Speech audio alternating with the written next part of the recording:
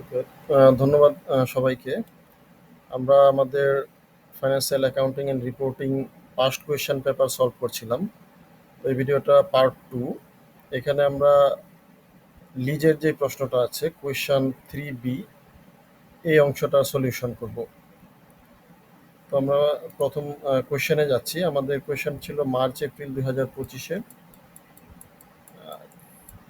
3A, এরপর হচ্ছে 3B।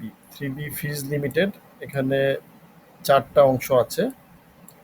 Fees Limited is preparing financial statement 30th June 2024. It has entered into the following arrangements. অর্থাৎ এখানে 4টা অংশ আছে এবং এই 4টা অংশের জন্য 4টা আলাদা আলাদা রিকোয়ারমেন্টস আছে। তো প্রথমটাতে বলেছে নন কারেন্ট অ্যাসেট এবং নন কারেন্ট লায়াবিলিটির ভ্যালু বের করতে। দ্বিতীয়টায় বলেছে carrying amount of right of use asset বের করতে। তৃতীয়টায় বলেছে গেইন কত হবে সেল এন্ড লিজব্যাকের। এবং চতুর্থটায় বলেছে যে থিওরিটিক্যাল যে এক্সামশনটা উপর একটা নোট দিতে কিভাবে এক্সামশন নেওয়া যায় লিজের। একটা ল্যাপটপ ইউজের বিষয় আছে। তো আমরা এই কোয়েশ্চনটা থেকে ইম্পর্টেন্ট ইনফরমেশনগুলো নিয়ে একটা এক্সেল শিট করেছি। এটা থেকে আমরা কুইকলি দেখাতে পারবো। তো প্রথম যেই ইনফরমেশনগুলো ছিল, যেমন ইউজফুল লাইফ এবং লিজ টার্ম। ইউজফুল লাইফ হচ্ছে 10 ইয়ার্স, লিজ টার্ম 5 ইয়ার্স এবং ইমপ্লিসিট রেট 6%। লিজ পেমেন্ট হচ্ছে 5 ইয়ার এরিয়ার, অর্থাৎ 5টা 1,80,000 করে পেমেন্ট হবে। আর একটা পারচেজ অপশান আছে যেটা 74,700। এই 74,700 টাকাটা আবার একটা প্রেজেন্ট ভ্যালু বা ডিসকাউন্টেড ভ্যালু। এবং present value future lease obligation, অর্থাৎ এই 1,80,000 করে 5টার যেই পেমেন্ট আসবে সেটাকে ডিসকাউন্ট করলে কত আসবে এটা আমাদের ক্যালকুলেট করার প্রয়োজন আছে, বাট এটাও প্রশ্নের দেওয়া আছে 8,32,860। এবং এই 8,32,000-এর মধ্যে 74,700 ইনক্লুডেড আছে। হ্যাঁ, তো আমাদের জন্য অনেক সহজ করে দিয়েছে। এবং এটার রিকোয়ারমেন্ট হচ্ছে 2টা, যদিও রিকোয়ারমেন্ট একটা লেখা। এখানে নন কারেন্ট অ্যাসেট এবং নন কারেন্ট লায়াবিলিটি 2টা আমাদের বের করতে হয়। তো আমরা প্রশ্নটা একটু দেখতে পারি। এখান থেকে এই ইনফরমেশনগুলো আমরা নিয়েছি, যেমন Fizz limited has asset truck 10 year useful life. এখানে 10 ইয়ার ইউজফুল লাইফ বলেছে। আবার লিজ পেমেন্ট হচ্ছে এনিয়ারলি 5 ইয়ার্স। তাহলে লিজ পেমেন্ট 5 ইয়ার্স, তার মানে আমরা ধরে নিতে পারি লিজ টার্ম হবে দুইটার যেটা কম, whichever is less, এই হিসাবে আমাদের লিজ টার্ম হবে 5 ইয়ার্স। তো আর ইন্টারেস্ট রেট ইমপ্লিসিট 6% দেওয়া আছে। পারচেজ অপশানের ভ্যালু এটা 74,700, 1 লাখকে ডিসকাউন্ট করে এনেছে। এবং এখানে পারচেজ অপশান সহ ফিউচার লিজ পেমেন্টের ভ্যালুটা দেওয়া আছে 8,32,860। অর্থাৎ আমরা মোটামুটি সবগুলো ইনফরমেশন এখানে নিয়ে আসছি। তো আপনারা জানেন যে প্রথম লিজের অঙ্কটা আসলে শুরু করতে হয় সবসময় আমাদের present value of lease obligation দিয়ে। আমাদের লিজের অঙ্কে এই অঙ্কটা পার্ট ওয়াইজ করেছে, বাট একটা অঙ্কে সবগুলো থাকতে পারে। অর্থাৎ যেই জিনিসগুলো চায় এর মধ্যে হলো right of use asset, depreciation, এবং ডেপ্রিসিয়েশন শেষে রাইট অফ ইউজ অ্যাসেটের ভ্যালু কত এটা চায়। আর লিজ অব্লিগেশনের ক্ষেত্রে চায় কারেন্ট লিজ অব্লিগেশন কত বা লিজ পেমেন্ট কত এবং নন কারেন্ট লাইবিলিটি কত লিজের, এই 2টা চায়। আর যদি সেল এন্ড লিজ ব্যাক থাকে সেখানে প্রফিটের কিছু বিষয় আছে। অর্থাৎ এখানে গেইন কত হলো এবং রাইট অফ ইউজ অ্যাসেটের কারেন্ট ভ্যালুটা কত দেখাতে হয়, এই ইনফরমেশনগুলো চায়। তো আমাদের প্রথম যেটা করতে হয়, আমাদের লিজ অব্লিগেশনের প্রেজেন্ট ভ্যালু বের করে নিতে হয়। তো আমরা জানি যে প্রেজেন্ট ভ্যালু লিজ অব্লিগেশন এর সাথে যদি কোনো ডাইরেক্ট কস্ট থাকে এগুলো যোগ করে রাইট অফ ইউজ অ্যাসেট হয়। এবং রাইট অফ ইউজ অ্যাসেটকে আমরা মানে ইউজফুল লাইফ দিয়ে বের করে আমরা ডিপ্রিসিয়েশন অ্যামাউন্টটা বের করতে পারি।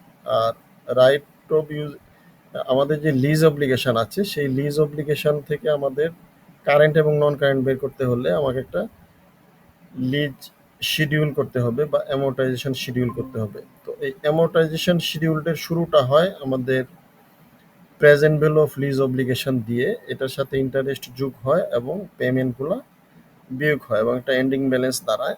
তো আমাদের অ্যামোর্টাইজেশন শিডিউলটা এরকম হবে 23 সালে শুরু হয়ে 23 জুলাইয়ের 1 তারিখ থেকে 24 অর্থাৎ 23-24 বছরে আমাদের লিজ অব্লিগেশনটা ছিল 8,32,000, এর সাথে ইন্টারেস্ট 6%, অর্থাৎ 8,32,000-এর উপর 6% করলেই 49,900 হবে, এবং পেমেন্টগুলা এরিয়ার 1,80,000 বিয়োগ হবে, আর এন্ডিং ব্যালেন্স হবে এই বিগিনিং এর সাথে ইন্টারেস্ট যোগ আর পেমেন্ট বিয়োগ যা থাকে, এবং এই এন্ডিংটা এখানে আসবে, বিগিনিং এ আসবে, এবং বিগিনিং থেকে ইন্টারেস্ট যোগ হবে, তারপর আবার পেমেন্ট বিয়োগ হবে। একই নিয়মে 3 বছর, 4 বছর, 5 বছর করতে হয়, যে কয় বছর আছে করতে হয়। বাট আমাদের আমরা যখন লিজ অব্লিগেশনটা বের করি তখন আমাদের কারেন্ট এবং নন কারেন্ট পোর্শন বের করতে হয়। তো আমরা যেই অর্থ বছরের জন্য আমাকে করতে বলে সেই বছর এবং তারপরের বছর পর্যন্ত ক্যালকুলেট করতে হয়। আমি একটা অংশ বেশি করেছি, অর্থাৎ এটা না করলে হয়তো আমাকে 2টা লাইন করলেও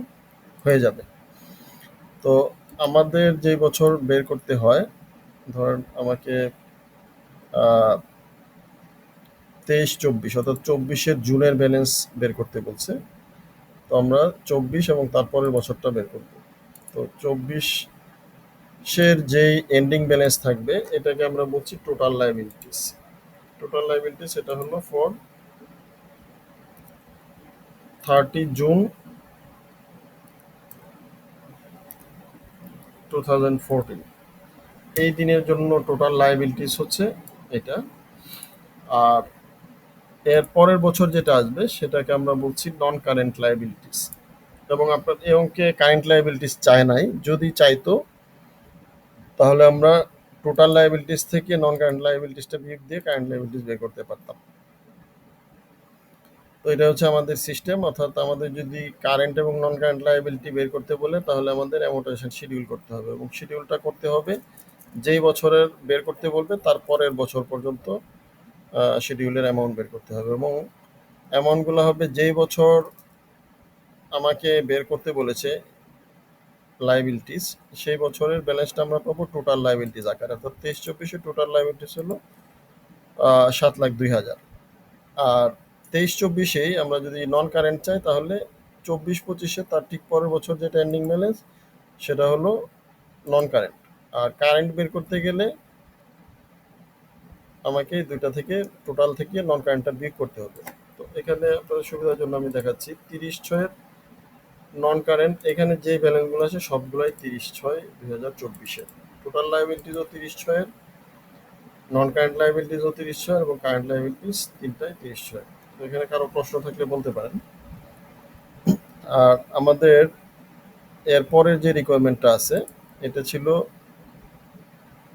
নন কারেন্ট অ্যাসেটের ভ্যালু কত হবে। তো আমরা একটা কথা প্রথমেই বলে নিয়েছিলাম যে আমাদের লিজের অঙ্ক ক্যালকুলেশন শুরু হবে present value of lease obligation থেকে। যদি এটা দেওয়া থাকে খুব ভালো, না দেওয়া থাকলে আমাদেরকে পিভি অফ লিজ অব্লিগেশন করে নিতে হবে, অর্থাৎ এই 1,80,000 যে পেমেন্টগুলো আছে এগুলোকে ডিসকাউন্ট করে প্রেজেন্ট ভ্যালুতে নিয়ে আসতে হবে। তো আমাদের সুবিধার জন্য প্রশ্নে এই ডিসকাউন্ট করে 8,32,860 করে দিয়েছে। তো এটাই হবে আমাদের রাইট অফ ইউজ অ্যাসেটের ভ্যালু। তো এই স্যার, অ্যামাউন্ট, জি একটা কোশ্চেন করবো আর কি, হ্যাঁ বলেন। যে আমার তো আর কি পরবর্তী বছরে পেমেন্ট করতেছি 1,80,000, তো কারেন্ট লাইবিলিটিস 1,37,000 হইতেছে কেন? আমি তো পেমেন্ট করতেছি পরের বছরে তার আপনি থেকে বেশি। পেমেন্ট করলেও এটার মধ্যে ইন্টারেস্ট যুক্ত আছে, ঠিক আছে। আমাদের আপনি দেখেন টোটাল পেমেন্ট আপনাকে 7 লাখ করতে হবে কিনা 30 জুনে, এটা কি দ্বারা কি বোঝাচ্ছে 30 জুন আপনার ব্যালেন্স দাঁড়ালো 7,02,000, এটাকে আমরা বলতেছি যে 30 জুনে হচ্ছে টোটাল লায়াবিলিটি 7,02,000, এটা কি মানছেন আপনি? জি। আচ্ছা, মানছেন। এখন আপনাকে 30 জুন 25 পেমেন্ট করতে হবে 5,65,000, অর্থাৎ 12 মাসের মধ্যে আপনাকে এই 5,65,000 দিতে হবে না, 12 মাসের পরবর্তী সময়ে 5,65,000 দিতে হবে। তাহলে কি এটাকে আমরা নন কারেন্ট লায়াবিলিটি বলতে পারি 24 হ্যাঁ। বছরের জন্য? হ্যাঁ। তাহলে এভাবে একইভাবে আমাদের কারেন্ট লায়াবিলিটি হবে দুইটার বিয়োগফল, ঠিক আছে। জি জি, বুঝতে পারছি। আপনার এটা ছিল যে শুধু 1,80,000 ধরবেন না, এখানে ইন্টারেস্টগুলো যোগ বিয়োগ করতে হবে।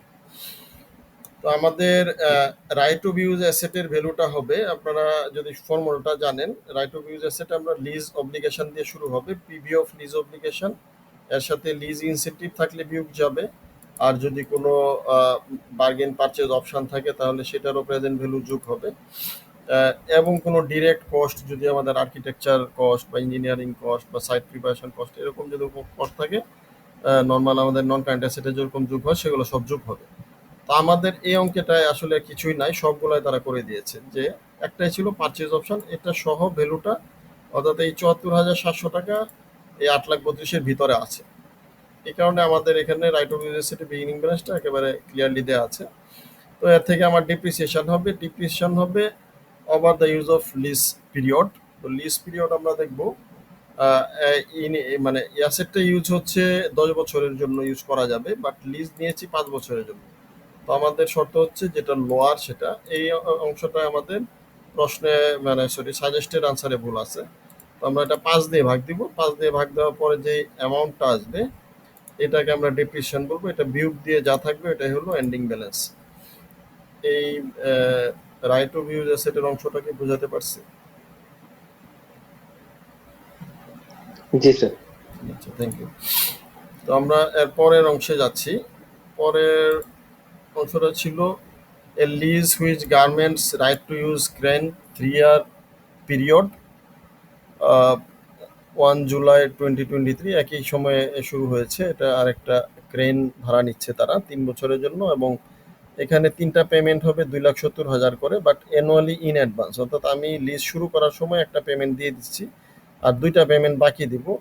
এই একটা পেমেন্ট আগে দেওয়ার কারণে আমাকে একটা ইনসেন্টিভ দিয়েছে 17,500, যেটা আমার প্রথমত বিয়োগ হবে। হ্যাঁ, আর ইমপ্লিসিট রেট হচ্ছে 8%। তো আমরা আমাদের এক্সেলে আসি, এখানে ইনফরমেশনগুলো দেওয়া আছে। আমরা লিজ টার্ম পেয়েছি 3 ইয়ার, লিজ পেমেন্ট হচ্ছে 2,70,000 করে অ্যানুয়ালি ইন অ্যাডভান্স, আর লিজ ইনসেন্টিভ হচ্ছে 17,500, ইন্টারেস্ট রেট হচ্ছে 8%। এই 4-5টা ইনফরমেশন আমার কাছে আছে।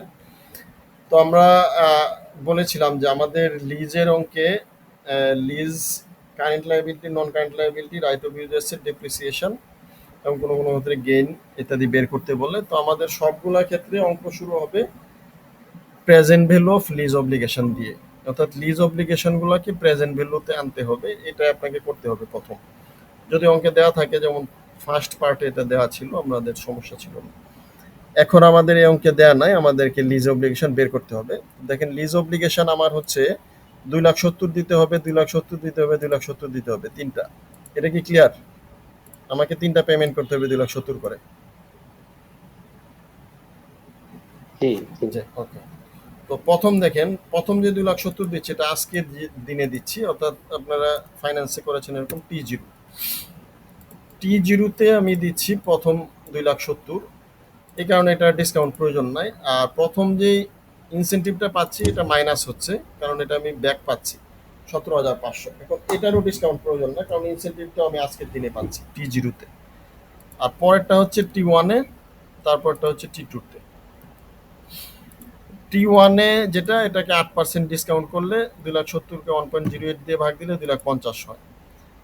আর টি2-কে 1.08 স্কোয়ার দিয়ে ভাগ দিলে হয় 2,31,000। এটা আপনাকে ক্যালকুলেটারে করতে হবে, আমি এখানে এক্সেল ইজিলি করে ফেলছি। তো টি জিরোতে কোনো ডিসকাউন্ট করা লাগবে না, বাট যেহেতু একটা মাইনাস আছে এটাকে যোগ বিয়োগ করেছি। তো এই 3টা যোগ করলে এটার নাম হচ্ছে present value of lease obligation. একটু ক্লিয়ার? এটা দিয়ে শুরু না করলে আপনি অঙ্ক পারবেন না। আপনি যাই চাক অঙ্কে এই কাজটা আগে করতে হবে সবার প্রথম। তো এই 3টা যোগ করলে, এটা যেহেতু 3টাই প্রেজেন্ট ভ্যালুতে আছে, আমরা যোগ করে একটা পিভি অফ লিজ অব্লিগেশন পাইলাম। পিভি অফ লিজ অব্লিগেশন পাইলে আমাকে এরপর হচ্ছে right of use asset. Right of use asset primarily প্রধানত পিভি অফ লিজ অব্লিগেশনের সমান। তারপর এর সাথে লিজ ইনসেন্টিভ থাকলে যোগ বিয়োগ হবে, মানে বিয়োগ হবে। যদি ডিরেক্ট কস্ট থাকে যোগ হবে, আর যদি অন্যান্য আরও কোনো ডিরেক্ট কস্ট থাকে সেগুলো যোগ হবে। হ্যাঁ, তো এইটাই হচ্ছে আমার পিভি অফ লিজ অব্লিগেশনের সাথে আমার ডাইরেক্ট কস্টগুলো যোগ করলে, বা এখানে অনেক সময় পারচেজ অপশন থাকে, সেটার প্রেজেন্ট ভ্যালু যোগ করলে এগুলো হচ্ছে আমার রাইট অফ ইউজ অ্যাসেট দাঁড়াবে। এই রাইট অফ ইউজ অ্যাসেটকে আমাকে ডেপ্রিসিয়েট করতে হবে over the use of lease term. তো এই লিজ টার্ম যেহেতু 3 ইয়ার, আমি ডিপ্রিসিয়েট করলাম, 3 দিয়ে ভাগ দিলাম, 7,33,000 কে 2,44,000 আসলো। বিয়োগ করে যে ব্যালেন্স থাকে, এই ব্যালেন্সটা হবে প্রথম বছরের রাইট অফ ইউজ অ্যাসেটের ব্যালেন্স। খুব সহজ। আপনি lease obligation, PV of lease obligation বের করে ফেলবেন, এরপর সব সহজ। আমাকে এখানে আর অঙ্কে কিছু চায় নাই। যদি আমাকে কারেন্ট বা নন কারেন্ট লিজ পেয়েবল চাইতো, লিজ অব্লিগেশন বা লিজ লাইবিলিটি, তখন আমাকে কি করতে হতো কেউ একটু বলতে পারবেন? যেটা ফার্স্ট পার্টে চেয়েছিল, আমাকে যদি এই অঙ্কের লিজ লাইবিলিটি কত হবে কারেন্ট এবং নন কারেন্ট, তাহলে আমাকে কি বের করতে হবে? প্রথম আমাকে লিজ শিডিউল বা অ্যামোর্টাইজেশন শিডিউল করতে হবে। এরকম একটা অ্যামোর্টাইজেশন শিডিউল করবেন, শুরু হবে কি দিয়ে? এই অ্যামাউন্টটা দিয়ে, এই লিজ অব্লিগেশন এই অ্যামাউন্টটা দিয়ে। এটার সাথে ইন্টারেস্ট যোগ করবেন আর পেমেন্টগুলো বিয়োগ করবেন। বিয়োগ করে একটা ব্যালেন্স দাঁড়াবে, আবার ইন্টারেস্ট যোগ করবেন, পেমেন্ট বিয়োগ করবেন, আর একটা ব্যালেন্স দাঁড়াবে। তো প্রথম ব্যালেন্সটাকে আমরা বলবো টোটাল লাইবিলিটি, আর দ্বিতীয় ব্যালেন্সটাকে বলবো লং টার্ম বা নন কারেন্ট লাইবিলিটি, আর দুইটার বিয়োগফলকে বলবো কারেন্ট লাইবিলিটি। মানে আগের অঙ্কটা যা আছে, আপনাকে এই 4টা অঙ্ক দিয়ে এটা মোটামুটি সব শিখাই ফেলতেছে। যদিও একটার মধ্যে থাকলে আরো ভালো হতো, 4টা অংশ আলাদা আলাদা। তো এখানে আমাদের রিকোয়ারমেন্ট ছিল রাইট অফ ইউজ অ্যাসেটের এন্ডিং ব্যালেন্স কত হবে। রাইট অফ ইউজ অ্যাসেটের স্টার্টিং ব্যালেন্স হবে 7,33,000, আর ডেপ্রিসিয়েশন বিয়োগ করার পর এন্ডিং ব্যালেন্স হবে 8,89,000। এটা ডান। তারপর ডিপ্রিসিয়েশনটাকে আমরা 3 বছর ডিপ্রিসিয়েশন ধরলাম একসাথে নাকি? 3 বছরের 3 দিয়ে ভাগ দিয়েছে আর কি, এখানে 3 বছরই ছিল। এখানে 1 বছরের ডিপ্রিসিয়েশন ফার্স্ট কোশ্চেন। হ্যাঁ, আমাকে বলেছে যে এই মানে এন্ডিং এ 30 জুনের ব্যালেন্সটা কত হবে, এই জন্য আমি একটা একটা বিয়োগ দিয়েছি। যদি পরের বছর চাই তো আরেকটা বিয়োগ দিতাম।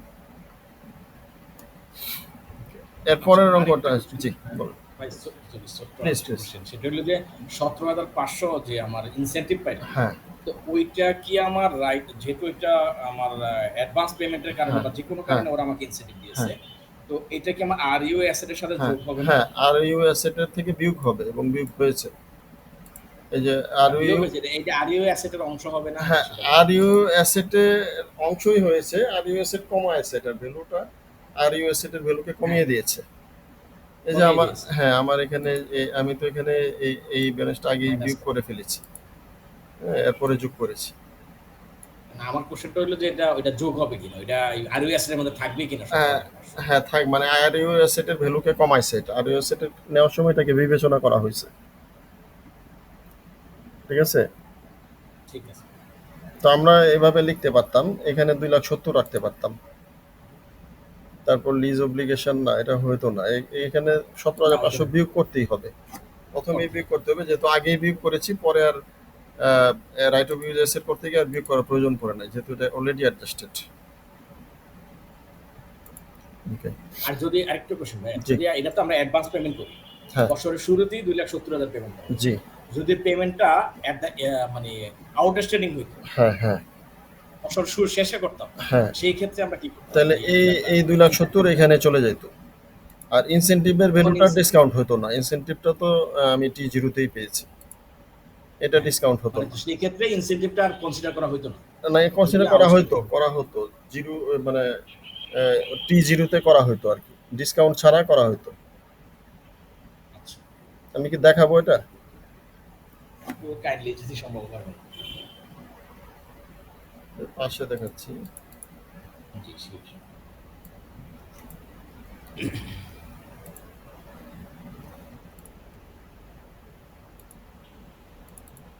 এরকম T0তে এটা এই ভ্যালুটা আর থাকতো না। ঠিক আছে, এটা থাকতো না, শুধু 17,500 থাকতো। আর T1 ছিল, এখানে একটা T3 চলে আসবে, এটাও 2,70,000। এবং এটা ভ্যালু আসবে এরকম। আর এটা কিউব দিয়ে ভাগ দিবেন আর কি। তার এই ভ্যালুটা একটু আহ,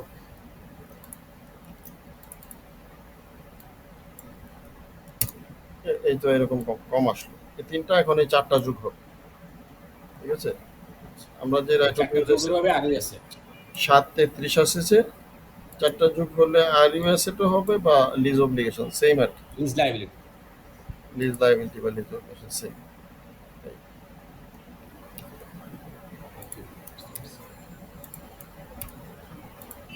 এই এরকম আসতো। তারপর এটাকে জাস্ট ৩ দিয়ে ভাগ করতে হবে। আচ্ছা, ওকে। তো এরপরের অংশটা ছিল part 3, A building which fees limited sold finance house immediately, অর্থাৎ একটা ব্যাংক বা আর্থিক প্রতিষ্ঠানে সেল করেছে, আবার লিজ নিয়েছে। Lease and sale and lease back. তো সেল এন্ড লিজ ব্যাক যদি sale meet criteria for sale under IFRS 15, অর্থাৎ রিস্ক এন্ড রিওয়ার্ড যদি ট্রান্সফার হয়, তাহলে আপনারা জানেন যে সেল অ্যান্ড লিজব্যাকের আমার যে গেইনটা হয় সেই গেইনটা আমি পুরো দেখাতে পারি না, গেইনটা একটা অংশ আমাকে দেখাতে হয়। আর রাইট অফ ইউজ অ্যাসেট যেটা ক্যারিং ভ্যালু থাকে, সেই ক্যারিং ভ্যালু পুরোপুরি দেখানো যায় না, এটার একটা অংশ। অর্থাৎ আমরা বলি রাইট রিটেইন, এই অংশটা আমরা ক্যারিং ভ্যালুকে দেখাই, পুরা দেখাই না। আর রাইট ট্রান্সফার যতটুকু, এই পরিমাণ আমরা গেইনটা দেখাই। তো এখানে ইনফরমেশন খুব অল্প, ৩টা-৪টা ইনফরমেশন আছে। একটা হচ্ছে বিল্ডিং এর ক্যারিং অ্যামাউন্ট ২৮ লাখ, আর আমি সেল করেছি ৪০ লাখ। ইউজফুল লাইফ ১৫ বছর, এটার এখানে প্রয়োজন নাই। আর পিভি অফ লিজ পেমেন্ট হচ্ছে ৩৫ লাখ। তো এই হচ্ছে আমার ইনফরমেশন, আমরা এক্সেলে নিয়ে আসছি। ক্যারিং ভ্যালু হচ্ছে ২৮ লাখ, সেল প্রসিড, এটার নাম হচ্ছে ফেয়ার ভ্যালু। হ্যাঁ, ফেয়ার ভ্যালু এফবি। আর লিজ লাইবিলিটি হচ্ছে ৩৫ লাখ। এই 3টা আইটেম আমাদের। এখন আমরা রাইট রিটেইনড এবং রাইট ট্রান্সফার এই 2টা বের করতে হবে। তো লিজ লাইবিলিটিকে যদি আমি ফেয়ার ভ্যালু দিয়ে ভাগ দিই, তাহলে রাইট রিটেইনড বের হবে, এবং রাইট রিটেইনড হচ্ছে 87%। আর 1 মাইনাস রাইট রিটেইনড করলে 12%, এটা হচ্ছে 12% হচ্ছে আমার রাইট ট্রান্সফার। তো এখন আমার যে গেইনটা আসে, গেইন নর্মালি আপনি এখান থেকে দেখলে বুঝবেন যে আমি সেল করেছি ৪০ লাখ, আমার ক্যারিং ভ্যালু ছিল ২৮ লাখ, তাহলে নর্মাল গেইন হলো ১২ লাখ। কিন্তু এই ১২ লাখের আমি দেখাতে পারবো খুব অল্প অংশ। ১২ লাখের যে অংশ আমি রাইট ট্রান্সফার করেছি সেইটুকু আমি দেখাতে পারবো, অর্থাৎ ১২ লাখের 12% বা ১,৪৮,০০০ টাকা দেখাতে পারবো। যদি এখানে ক্যারিং ভ্যালু আসতো, তাহলে আমরা এই ৮৭% দিয়ে গুণ দিতাম। অর্থাৎ আমি নর্মালি দেখাতে চাচ্ছি ২৮ লাখ ক্যারিং ভ্যালু, কিন্তু আমার অঙ্কে আমি যেহেতু সেল এন্ড লিজ ব্যাক হয়েছে ২৮ লাখ আমি দেখাতে পারবো না, ক্যারিং ভ্যালু হবে ২৮ লাখ ইন্টু ৮৭%, এটা অবশ্য চাই নাই। আর লাস্টে যে প্রশ্নটা, এটা ছিল আমাদের থিওরি, যে regularly lease laptop for its employees. এখানে এমপ্লয়িজের ছোট একটা অ্যামাউন্ট ১ লাখ টাকা লিজ, এটাকে আমি এক্সাম্পশন করতে পারি কিনা। তো এটা শর্ত হচ্ছে এক্সাম্পশন, হ্যাঁ পারি, 2টা শর্তে। একটা লো ভ্যালু আইটেম, আমার কাছে যদি মনে হয় ভ্যালুটা কম, ১,১০,০০০, ২০,০০০, ৫০,০০০, আর যদি শর্ট পিরিয়ড হয় ৬ মাস, ৯ মাস, ১ বছরের জন্য। তো এটা করতে গেলে একটা শর্ত আছে, it will be applicable for entire class, অর্থাৎ ল্যাপটপের জন্য করলে আপনার অন্য যত ল্যাপটপ লিজ নিয়েছেন সব ল্যাপটপই এক্সাম্পশন করতে হবে। আর দ্বিতীয় শর্ত হচ্ছে lease payments are recognized in the profit or loss. আপনি যত লিজ পেমেন্ট দিবেন সেটা সরাসরি প্রফিট লসে চলে যাবে, অর্থাৎ এক্সপেন্স হিসেবে চার্জ করে দিবেন। তো এই ছিল আমাদের ক্লাস। এই মুহূর্তে কোনো প্রশ্ন থাকলে বলবেন। আমাদের লিজ পার্টটা আমরা এখন শেষ করলাম। ধন্যবাদ সবাইকে।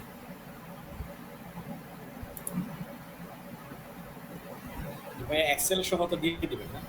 হ্যাঁ, দেওয়া যাবে। ওকে।